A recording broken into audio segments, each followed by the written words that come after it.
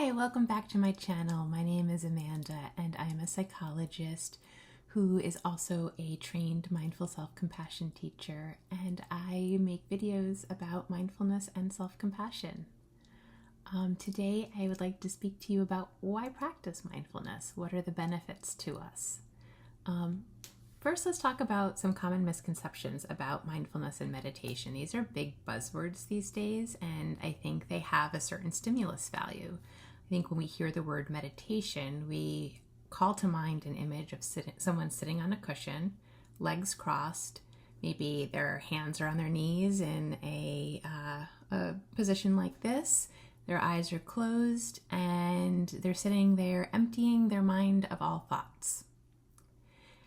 Some of that might be accurate, but let's talk about the emptying your mind of all thoughts. It's impossible.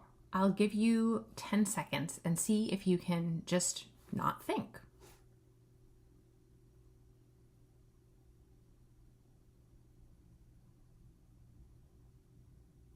How'd that go? It's impossible because we are thinking beings. The practice of mindful meditation is to rest our attention purposefully on one area and observe the thoughts as they float through our head without reacting or engaging with them. Sounds complicated. Let me break it down. Let me first say that the practice of meditation can be difficult for some, and folks may experience distress as a result of meditation practice. I'm linking to Cheetah House and Dr. David Treleaven's website for more information about trauma-informed mindfulness practice below. So meditation is a Buddhist practice with its roots in Asia, although all spiritual traditions have practices similar to that of meditation. And as I said, mindfulness or mindful meditation is paying attention to the present moment on purpose and without judgment. That's a quote that is from Jon Kabat-Zinn, who was one of the first people I read on the topic of meditation and mindfulness. So let's break that down. So we're paying attention. If we're paying attention, we're not emptying our brains of all thoughts, but we're focusing it on one thing in particular. For many folks, that's the breath, and we'll come back to that. But it is choosing a point of focus that is happening right now in this moment. And we're focusing on it on purpose. We might focus on the breath in other parts of our life, not on purpose. If I am running, something I try to avoid doing, but if I am running for some reason, I'm probably going to focus on my breath because it is coming in short, shallow bursts, and it is probably indicating to me the reason I don't run very often is that it's uncomfortable in my body, but I'm not choosing to focus on my breath in that moment. So we're paying attention to something happening in the present moment on purpose and without judgment. So in paying attention to my breath while I'm meditating, I'm not judging the quality of my breath. If it's shallow breathing in my chest, or if it's deep breathing in my diaphragm and belly, it is what it is. It's happening right now. I'm also not judging what comes up for me during the meditation. If I have thoughts that enter my head, I'm not judging myself for thinking them. I think it's important to identify that meditation is an awareness practice, not a thinking practice. Bringing awareness or paying attention to this moment rather than being caught up in your thoughts. So I think that's where some of the misconception of meditation is emptying your mind of all thoughts. Rather than emptying your mind of all thoughts, you are just not thinking about your thoughts. So it might be the experience that we have in a work meeting where we're paying attention to what's being said, and then a thought comes into our mind like, what should I have for dinner? If I want to have that for dinner, should I stop by the store on my way home from work? And do I need to defrost anything from the freezer to make that recipe? And then we realize that we're thinking that way, and we go, oh, that's not appropriate for a work meeting, and we turn our attention back to what's being said. I guess it depends on what the topic of the work meeting is. But let's say in an ideal scenario, that's what's going So rather than getting caught up in our thoughts by going, oh, thinking about my dinner plans is far more interesting than this work meeting content, I'm going to allow myself to run away with wine pairings and figuring out a dessert, or pushing it away. No, I'm bad for thinking about dinner in the middle of a work meeting. I'm going to push that away with all my might. Mindfulness is really the practice of saying, oh, there's some thoughts about dinner while I'm having a work meeting, and that can just be static in the background. I can recognize that those thoughts are coming into my mind and they're moving out of my mind without having to do anything about them while I pay attention to what I've chosen to focus on, in this instance, a work meeting. So by practicing mindfulness, this decision to pay attention to something in the present moment and to not allow ourselves to get carried away with our thoughts or carried away with trying to push our thoughts away, we develop a few skills. One is diffusion, recognizing we are not our thoughts, we are people having those thoughts. So this is the difference between saying I'm anxious compared with I'm feeling anxious. Maybe that little distance of the I'm feeling anxious. I'm not anxiety. My feelings are anxious feelings. It also develops our skills of acceptance, recognizing that what is happening in the present moment is what's happening and accepting that. Now, this can get confusing because the term acceptance is also used to mean sometimes that we are supporting. I accept folks who identify as LGBTQ. I support people who identify as LGBTQ. It's different than I accept that what's happening in the present moment, even if I don't like it. For instance, I can accept what's happening to the LGBTQ population in this country, the US for me, even though I don't like it, because that's the reality. These things are happening. I accept that that's reality. And I do that so that I can change it. If I refuse to accept the facts of reality, I can't change it because I'm battling with reality. I hope that makes sense. And it also develops our skills of being with the present moment. So being with what's happening now, not thinking about what might have happened yesterday or what might happen tomorrow. Now, of course, we want to think about what might happen tomorrow so that we can plan for it. If it's going to rain tomorrow, I want to take my umbrella. And we might think about the past so we can learn from it. If I said something that a friend of mine said was hurtful, I want to take that in and learn from it. But we don't want to dwell on the past or dwell on the future any more than is necessary. So we want to really develop our skills and our muscles for being with the present moment when we recognize that our future thinking or thinking about the past is not productive thinking. So essentially, the process of meditation is noticing whatever it is we've chosen to put our focus on. For many of us, that might be the breath. But if the breath is triggering for you in some way, it can be the soles of your feet, it can be the sounds in the environment around you, it could be the tastes of a particularly delicious meal. It's letting go of thoughts, so different from not thinking them, but letting them float on by like leaves on the stream.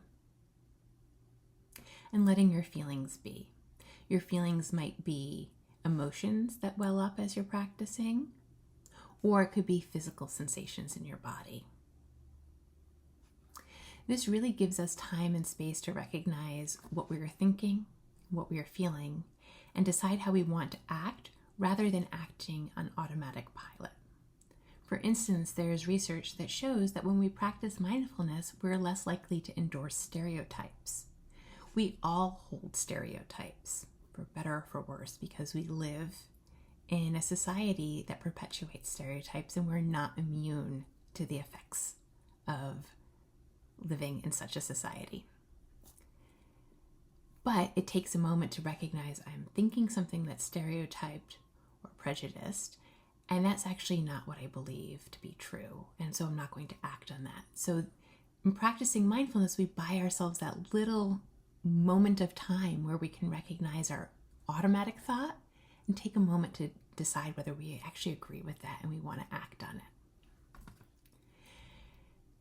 These changes come about because they're actually neurological changes associated with mindfulness meditation practice that explain these observable benefits. So I'm going to say a bunch of sciencey things. It's a little outside my area of expertise. I'm going to link to the study that I'm citing below. And if you have more interest in the neurological benefits of mindfulness, I encourage you to research it more broadly. But we know that mindfulness is related to functional connectivity in the default mode network, the frontoparietal network, and the salience network. Specifically, mindfulness-related functional connectivity changes include increased attentional control, so increased ability to decide where we're placing our attention, which is great if we're feeling upset or overwhelmed and there's nothing we can do about it right now. The ability to focus on what we can control in this moment is really, really important. Increased self-awareness, or better recognition of who I am in the world and that I'm not my thoughts and I'm not my feelings. Increased emotional regulation. And lastly, there's some benefits related to pain relief. Let me talk a little bit about how I've noticed the benefits of meditation in my own life. Since I started really committing to a meditation practice, I've noticed that I'm less emotionally reactive in my own life. And not perfectly, not all the time, because I am human.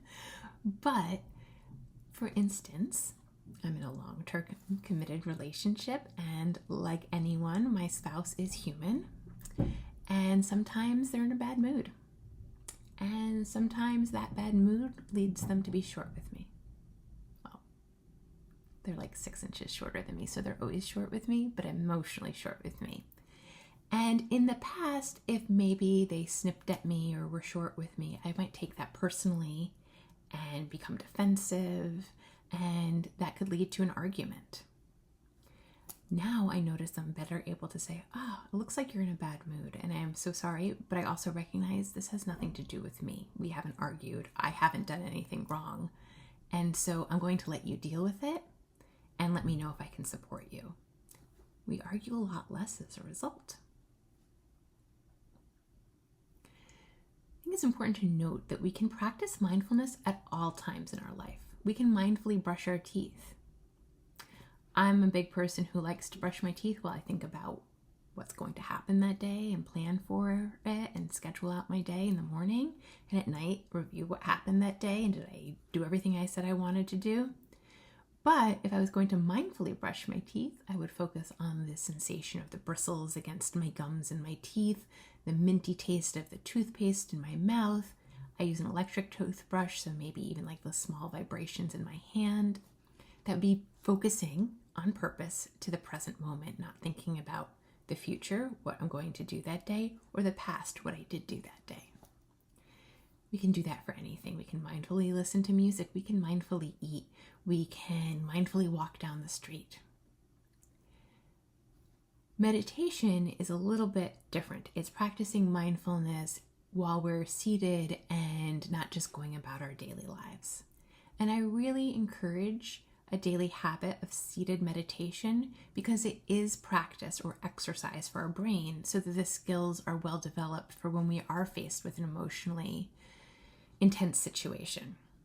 My notes here say to put in an awkward sports metaphor about like practicing, throwing the ball before you're in the game so that way when you're in the game you know how to throw the ball. I'm obviously not the person to do a sports metaphor. Let's say public speaking. We all get anxious when we speak in public. Depends. For some of us, it might depend on the audience, who's in the audience, or how big it is. But there's always going to be a little bit of anxiety when we're speaking in public. If we practice what we're going to say before we say it in a presentation, we're well rehearsed and we've stumbled over the words already. So that way, when our anxiety pumps up when we're in the presentation, the other stuff is well rehearsed. Same thing with practicing mindfulness when you're seated and not in the middle of a distressing situation. It means that those those muscles that you use to focus on the present moment and not get caught up in your thoughts and not get caught up in your feelings are really well rehearsed, so that way when the world starts throwing stuff at you, you're better able to catch it. I think I'm going to pause there and give a little bit of a mindfulness practice. Before I go into that, because I don't want to end with all of this, after doing mindfulness, I want you to be able to move back into your day peacefully. I'm going to say, don't forget to like and subscribe and click the bell so you get notified of my next video where I'm going to talk about self-compassion. If you want to go even deeper with exploring mindfulness practice and self-compassion, sign up for my 8-week virtual mindful self-compassion class linked below. And that's it. Let's get into doing some mindfulness. So if you're seated in a chair or on a couch, I recommend that you sit up as straight as possible. I've got terrible posture. I'm always sitting like this. So when I practice, I take a little bit more effort with my posture than I do on than I do in the average moment when I'm scrolling on my phone or talking to somebody. I might take a little bit more effort to sit up straight, but I'm not going to overdo it so that I can't hold this posture for an extended period of time. When I'm seated in a chair for mindfulness practice, I do try and put both soles of my feet on the ground. If this is uncomfortable for you or not accessible for you, please assume a posture that is one that's comfortable enough that you can hold it. I tend to hold my hands like this in my lap. It's a comfortable position for my hands and it prevents needless fidgeting. Please assume a posture that is comfortable for you. If you are seated on a cushion, I recommend that you put another bigger cushion underneath it or a blanket, so that way if you're crossing your legs in front of you, your ankles and your feet are comfortable on the floor. You can cross your legs or you can do another position that's comfortable for you. If you're lying in bed, you can take corpse pose or shavasana from yoga and lie on your back.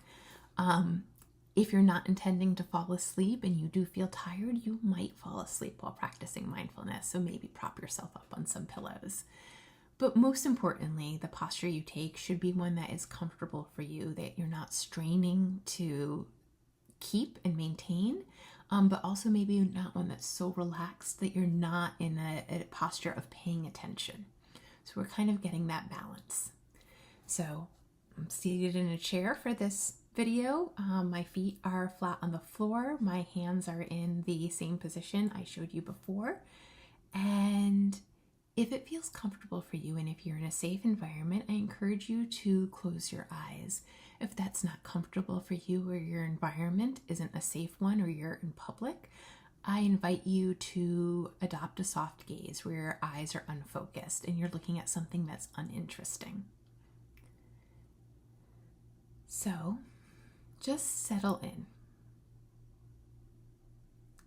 Just notice where your body is in space.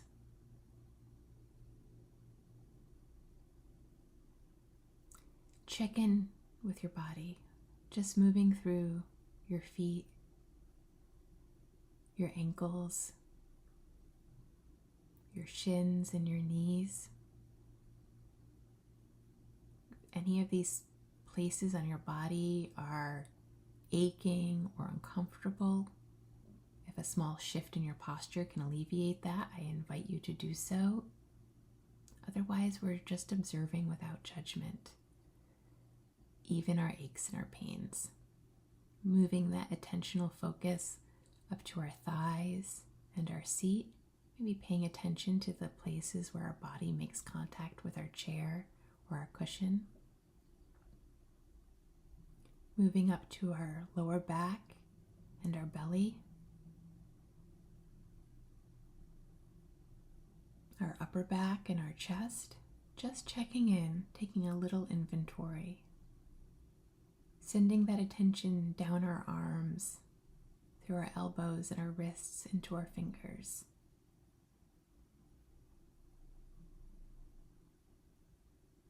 And then from our shoulders, up our neck to our face, our scalp, and the top of our head.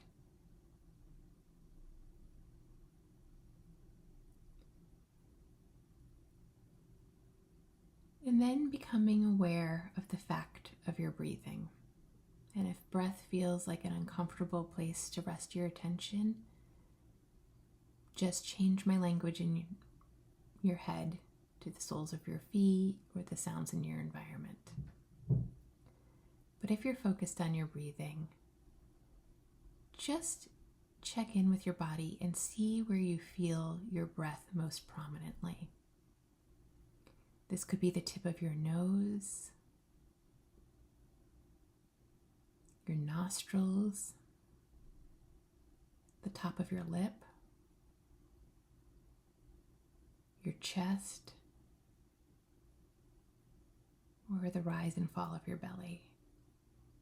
Without trying to force your attention, just rest it on the spot where you feel your breath most prominently. Just rest your attention there. We're not actively pushing away other thoughts, and we're not striving, we're not working hard to rest our attention on our breathing, just lightly placing our focus there.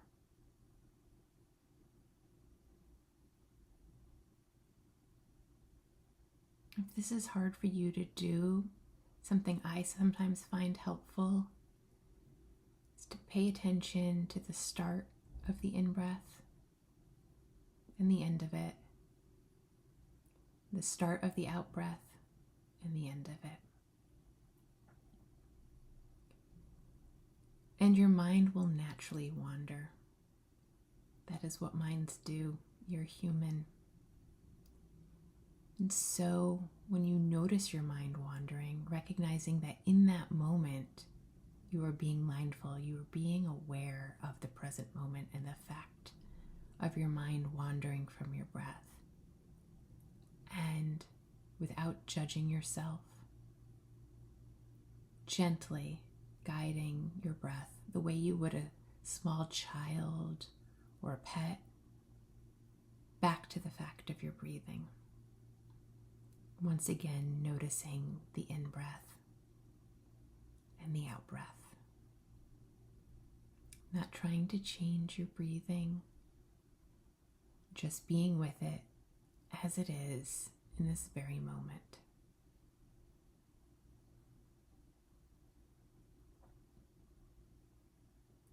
And as thoughts arise, allowing them to be. If imagery comes easily to you, you might imagine them as leaves on the stream, floating by without you having to do anything. Whether or not you follow a thought or push it away, it will glide out of your mind on its own. And sometimes leaves get stuck on rocks. We might have a particularly sticky thought. We might need to place that thought on a leaf over and over again. But each time we do, we're doing so mindfully, without self-judgment, and with kindness. I'm going to invite a few moments of silence just to practice.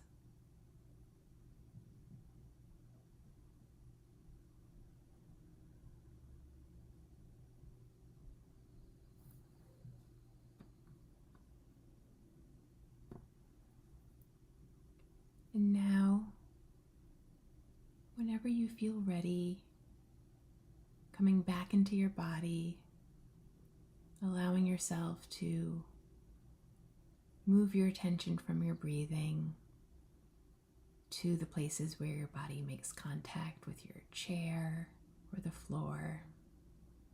Maybe shifting a little, inviting some gentle movement back in.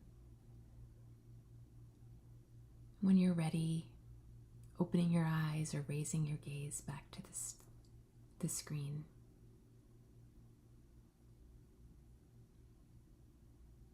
Taking a moment of gratitude for showing up for yourself today and for practicing mindfulness. Have a good rest of your day.